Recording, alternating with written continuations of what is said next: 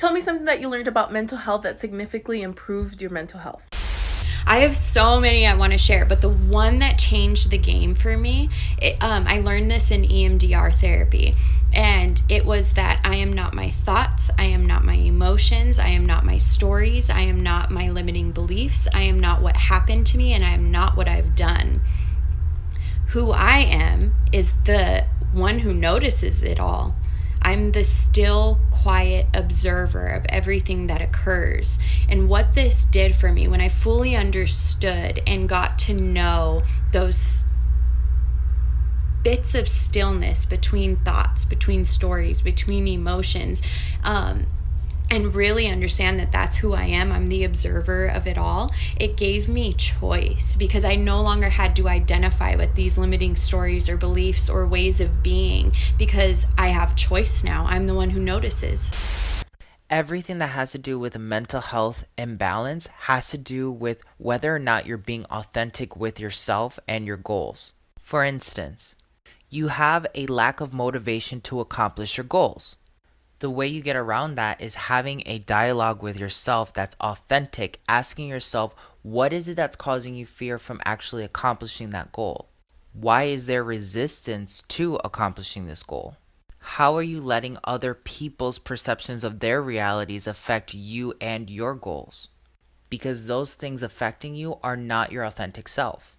If you're hung up on an ex, and you know that it was a toxic relationship, but you can't let go of the desire for them, asking yourself why you still want this even though you know it's not good for you will allow you to pull out the answers. You are a radio, meaning you can talk to yourself and get precise answers.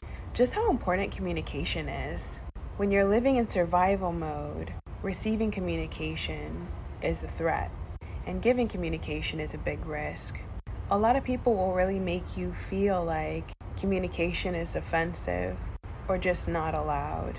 And that's really abusive. Communicating succinctly, honestly, and mutually has been really healing for me.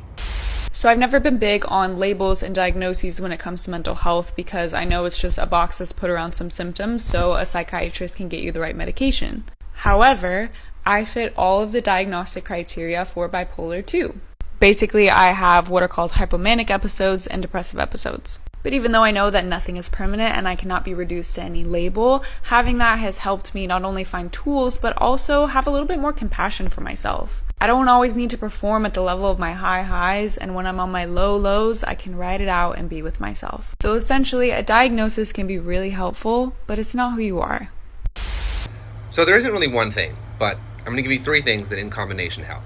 Firstly, thinking about my own thoughts and why I am thinking them. If I just accept that I'm thinking about being useless and bad at everything and don't question why I'm thinking that, then I start believing that it's true. But if I break it down, analyze it, it often becomes less powerful because I can pinpoint where I may have come from. Also, therapy. Big fan of my therapist. And not looking at my phone first thing in the morning makes a big difference in how my brain feels throughout the day. Over the years, I'd gotten really good at telling therapists what they want to hear so that I could, get an A in therapy. Like, oh, here are experiences that I've had that would explain this and this and this. But whenever I talked about traumatic stories, I didn't really get emotional about them. And my therapist kept telling me that I wasn't feeling my feelings. And I was like, what the fuck does that mean? Yes, I am. But I finally came to understand something. When you think about difficult memories, do you see them in third person, watching them like a movie? Or do you experience them in first person, kind of watching through your own eyes? And as soon as I stopped looking at things objectively, like a bystander just watching something, and started experiencing them subjectively, where I was like reliving those feelings, just bawling every time. So that's what finally taught me to feel my feelings. And if you're in like a safe, okay place right now, try it out. I used to have really bad social anxiety, feeling like I was always being watched, always being judged, until I learned that 90% of people think about themselves 90% of the time. So literally no one's paying attention to me when I feel like the whole world is watching me and judging me. I also learned this quote that says you can make more friends in 2 months by being interested in other people than you can in 2 years by trying to get people to be interested in you.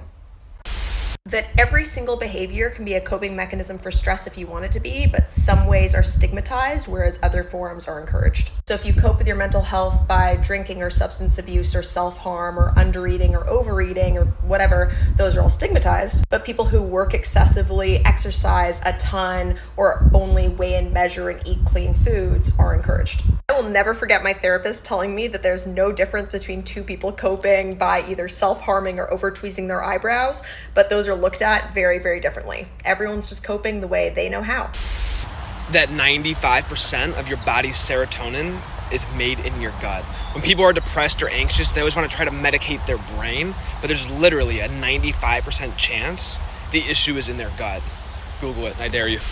I've learned a ton on TikTok, but the thing that's helping me the most right now is that boundaries are not a sign of disrespect.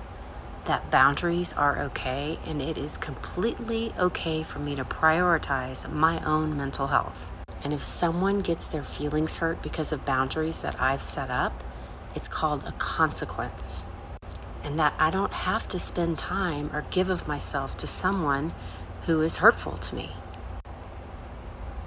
I'm almost 53 years old, and I never learned this. Thank you, TikTok. That you can literally think your way into the grave. When they told us that stress was the number one cause of death because it leads to the top health conditions like cardiovascular disease, they were not joking. You guys, I literally overthink my way into seeing a cardiologist. Completely healthy human being had to see a cardiologist because of heart palpitations. Because of COVID, I was having severe panic attacks from January all the way to May of last year. I thought I was going to die, you guys. I was waking up in the middle of the night, choking, literally couldn't breathe, and my heart was shaking like this. Not beating, shaking. And when all of that was over, it took months for me to repair my body back to normal health. And that is the reason why I let nothing in this world stress me out anymore. I'm going to talk about disordered eating in particular. Constantly pursuing weight loss, thinking that it's going to make you happier, is false. And then people will say, but I lost weight and I feel happier. You didn't magically get happier because you lost weight. Something else is going on.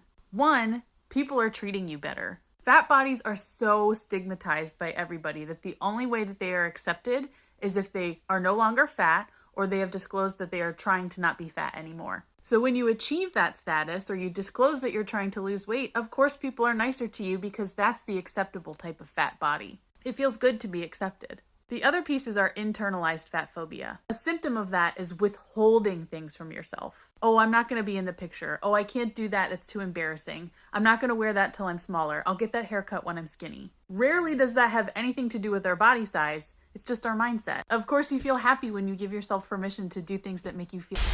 Talking to yourself. I talk to myself all the time.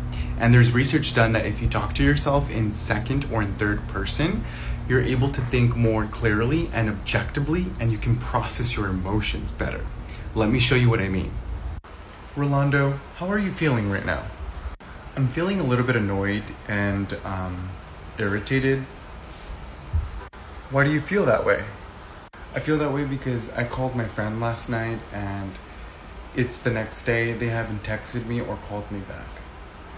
Well, it is a Thursday and they're at work right now. Maybe they just forgot to get back to you. Maybe you're right. Maybe I'll send him a text. That was a simple example, but you could really apply that to any situation, any relationship. Try it and you'll start to notice you can talk yourself out of overthinking. I had so much childhood trauma that I developed a live fast, die young mentality.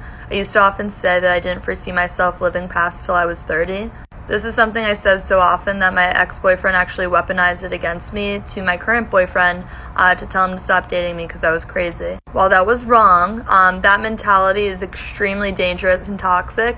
It made me a bad person, a bad friend, a bad family member, etc. What snapped me out of that mentality was a 2-day stay in Bellevue Hospital on First Avenue in New York City. If you've never been, it's one of the most horrific places on this planet. The gates of hell open up and suck you in. I was strapped in a gurney next to a homeless man, and when I cried to complain, they just strapped me in tighter. Moral of the story, nothing could ever be worse than that experience, and I kiss the ground I walk on every day, happy to be alive.